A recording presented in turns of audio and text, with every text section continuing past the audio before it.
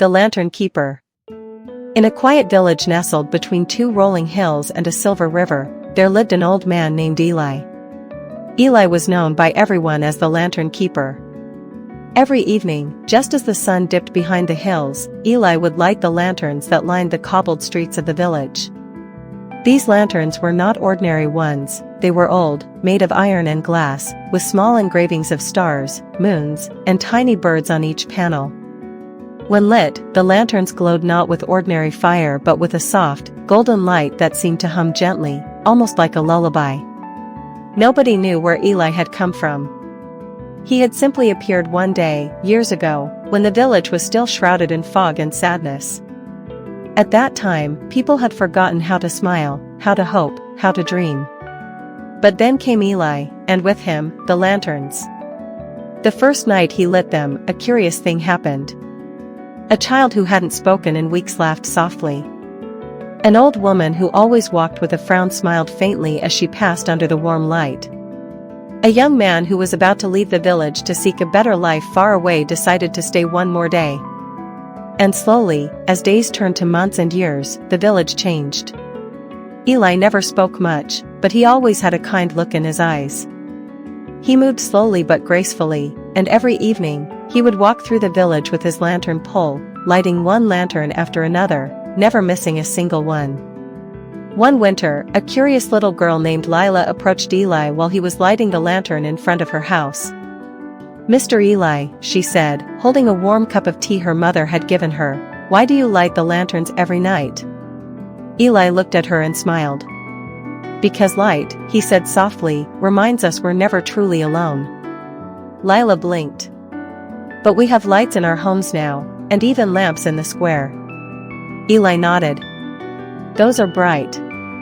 But this kind of light," he said, pointing to the lantern, "comes from stories, memories, and a little bit of magic." Lila looked into the lantern and thought she saw a tiny bird fluttering inside, made of golden dust. But when she blinked again, it was gone. That night, Lila dreamt of flying birds made of stars and rivers of light. Years passed, and the village became one of the happiest in the land. Travelers came from far and wide just to walk under the lanterns and feel the quiet peace they brought. Children grew up telling stories about the magic of the lights. And Eli kept lighting them every night, without fail. Until one evening, Eli did not appear. The villagers waited. They checked his small cottage, which was empty but perfectly clean. No sign of trouble, no sign of sorrow, just a warm teapot, still steaming, and a note on the table that read, "It's time for someone else to light the way." Panic rose in the village. Who would keep the lights burning? What if the magic faded? But just as the sun set, Lila, now a young woman, picked up the lantern pole Eli had left behind and walked the same path he once did. She lit the first lantern, then the second, then the third. And something beautiful happened. The lights burned brighter than ever.